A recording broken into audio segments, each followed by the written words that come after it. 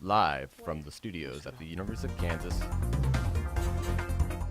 you are watching KUJH TV News. You will see a lot of rain in the forecast coming up. How the potential flash flooding can affect your commute. President Trump is endorsing local candidates for office. We have a reaction from the Trump rally in Topeka. Thanks for joining us on KUJH News. I'm Malik Jackson. And I'm Aksiniki Chigina. It's been a pretty wet day outside today. Let's go to weather anchor Warren Sears now to see how long this rain will last. Warren? I do have a little bit of bad news because it's not quite over yet, but we've just been seeing a ton of rain across the area over the past 72 hours. This is a preliminary report from the National Weather Service issued this map this morning, anywhere from 6 to 8 inches in the Kansas City area. And we saw 3 to 4 inches kind of out in the outskirts of town. Some local totals, Topeka saw just over 3.5 inches. Lawrence, just over 4 inches as of this afternoon. And then Leavenworth saw 7.35 inches of rain. And we're continuing to add to that as we head on into our Tuesday as well. We do have a drought. This was as of last Thursday. So I'm thinking this Thursday when they update this graphic, then we shouldn't be seeing much in the form of drought across the region. Currently, though, 74 degrees. We're seeing few peaks of sunshine. There's a little bit of a lull in the rain, but we are expecting another round, another wave to come through tonight. So this is what we can expect. Dry for the near future here. We do have a chance for some spotty storms this evening, and then another wave will really increase chances overnight tonight. And when will we finally see some sun? I will have a much more detailed forecast for you coming up. Thank you, Warren, for that. KUJH News has been checking with city, county, and state officials to learn the current conditions.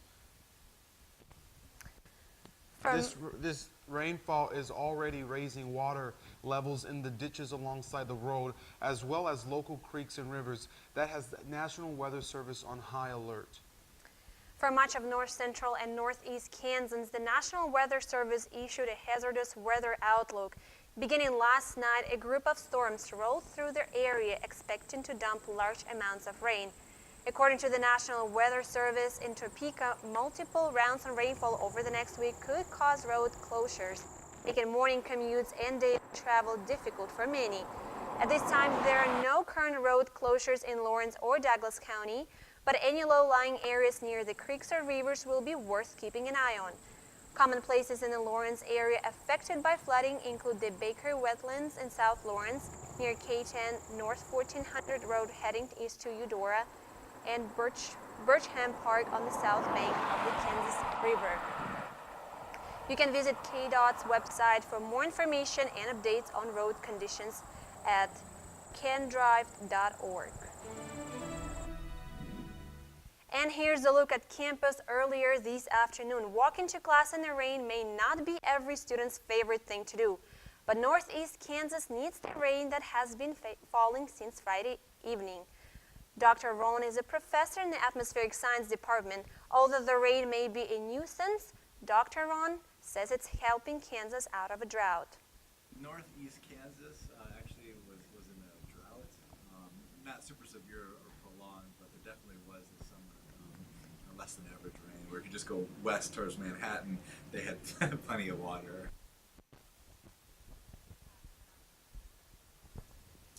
The storm formerly known as Tropical Storm Michael has now become Hurricane Michael. The Category 1 storm's winds stretch 200 miles wide and look to hit Florida's panhandle and bring Big Bend areas. Hurricane Michael will intensify and reach Florida by Wednesday. Florida Governor Rick Scott gave his state a warning with the future in mind.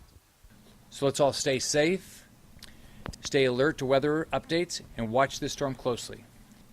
It can still change direction and impact any part of our state. Still to come on KUJH News, we're getting closer to the general election. And President Trump was in Topeka endorsing local candidates. Coming up, what both parties can agree on this election season and how Kansans feel about Kamala taking office. Stay with us. You're watching KUJH News. Sorry, Courtney, I paused after that.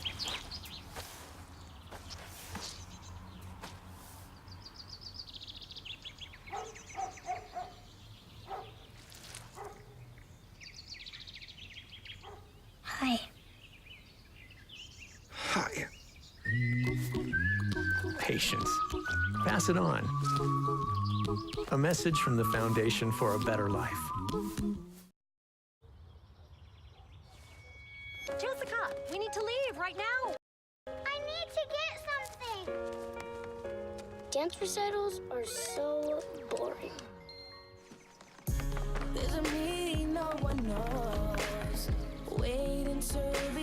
So what's the empty suitcase for? The grand prize trophy. Duh. Confidence. Pass it on. I don't even know Kim.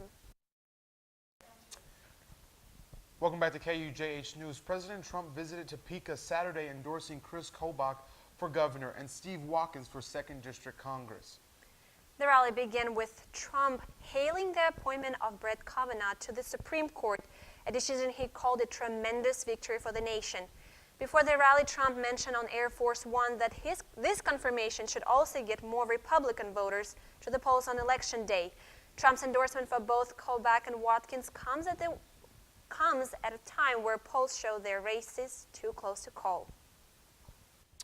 And KUJH News reporter Grant DeMar says protesters at the rally want Democrats to come out on top in next month's midterm elections. No Chris Kobach, Kansas! No Chris Kobach! Emotions were high outside the Expo Center on Saturday while President Trump endorsed Chris Kobach for governor. Trump and Kobach supporters stayed dry inside the Expo Center, waiting to see the president. Meanwhile, protesters braved the rain and took to the street with signs, chants, and even their dogs to express their disapproval of Chris Kobach. They fear Kobach will send the state backwards. I do not want Chris Kobach. I think he's Sam Brownback 2.0. With midterm elections less than a month away, protesters hope to see a Democrat elected as governor. Is the only way to stop people like Kobach and Trump getting into positions of power is to take back our right to vote and to turn Kansas blue. For both parties, this year's midterm elections are crucial for Kansas. And this is the most important midterm of my life, and I'm 68 years old. And one thing both Republicans and Democrats can agree on is the importance of voting. In Topeka, Grant DeMars, KUJH News. Thanks, Grant, for that. And Election Day is November 6th, so make sure you get out there and vote. The U.S. Senate confirmed Brett Kavanaugh while President Trump was on Air Force One flying to Topeka. KUJH News reporter Cassidy Ragland tells us how some Kansans are reacting. The cold and rainy weather seemed to reflect the mood of the protesters waiting outside the Kansas Expo Center Saturday afternoon. They weren't just there protesting Trump and Kobach, they were also there protesting Brett Kavanaugh's confirmation just hours before the president landed in Kansas. No, and I'm really mad about that. I can't believe that any of the women in that body could vote yes for Kavanaugh. Dr. Blasey Ford's allegation of sexual assault was a topic of controversy throughout the country, leading to a narrow senatorial confirmation of 50 to 48. Emporia State student Emma Persinger says that she wasn't impressed by Kavanaugh during the hearing. Justices are supposed to have a good standard and being a nonpartisan body that votes in favor of the law, and Kavanaugh is very much not that. Inside the Expo Center, the energy was buzzing amidst the sea of red MAGA hats, no doubt due to Trump's nominee getting confirmed. I stand before you today on the heels of a tremendous victory. Either way, it was an important day in the country, especially here in Kansas. In Topeka, Cassidy Ragland, KUJH News. Early voting starts next week with Election Day on November 6th. In governor's race, Trump's pick Chris Kobach squares off against Democrat Laura Kelly and Independent Greg Orman. President Trump's visit put even more pressure on voter registration. Kansas does not have same-day registration, so students and other Kansans only have a week to register in Kansas. KUJH News reporter Jasmine Keys is live in the newsroom. What else is happening with this year's registration, Jasmine? Malik, the Douglas County Clerk and multiple KU student organizations are working hard to encourage KU students to register to vote in this year's midterm elections. The KU Young Democrats and College Republicans have joined with other organizations and set their political views aside to push students to vote. On voter registration day last week, more than 150 new voters registered. Logan Stansing says a student can register to vote in under 2 minutes. I think it's really important just to get kids and students and people involved actively and making elections and political life more accessible to people, which I think is always something we should push for everyone, not just certain people. If you are an out-of-state student, you are still able to transfer your registration to Kansas. Douglas County Clerk Jamie Shue says most students usually only vote in presidential elections, but the issues are more important at the local level as well. What keeps most 18 to 24-year-olds from voting are the deadlines and the rules, and kind of missing the deadlines, not really knowing how to register to vote and so forth can be kind of daunting.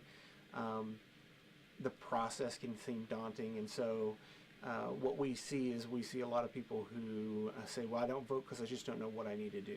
If even 15 or 20% of students showed up, Shue says it could really make a difference. Reporting in downtown Lawrence, Kansas, Jasmine Keys, KUJH News. This is the last week these organizations will be out on Wesco getting students to register. Live in the newsroom, Jasmine Keys, KUJH News. Thanks, Jasmine. And another reminder for you, the Kansas general election is November 6th.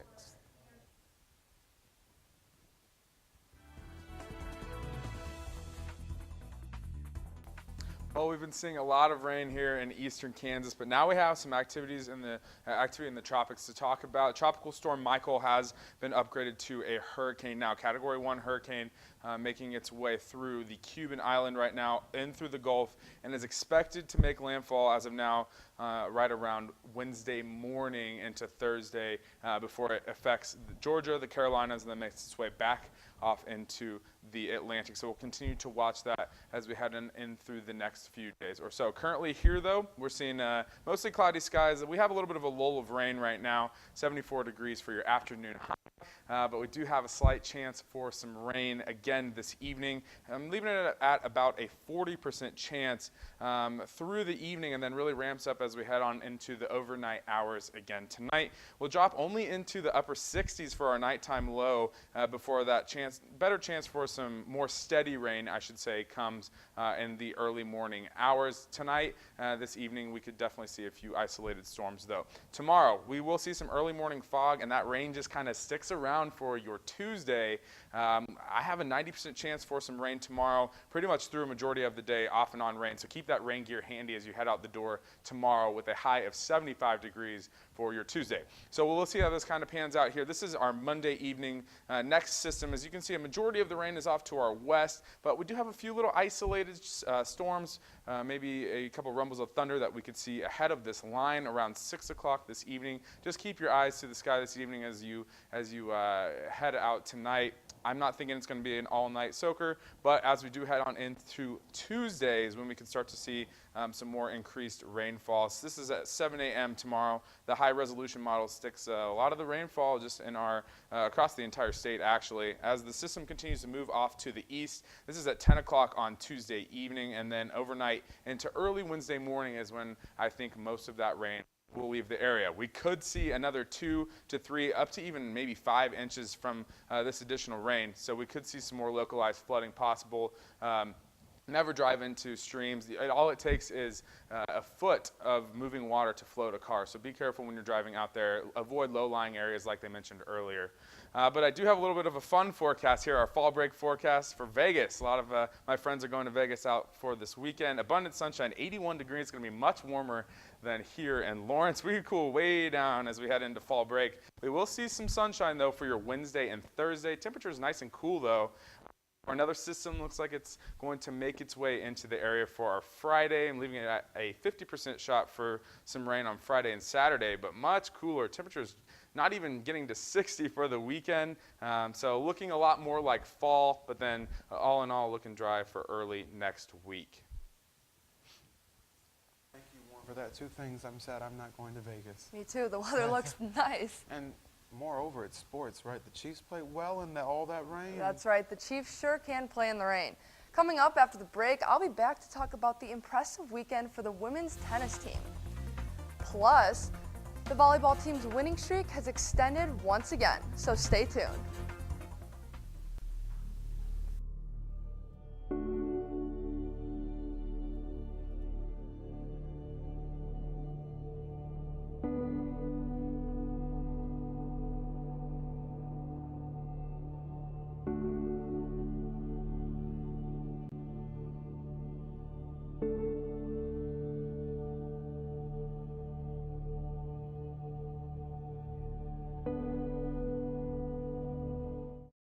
Another summer day has come and gone away. In Paris or Rome, but I wanna go home. Oh, I miss you, you know. Let me go home.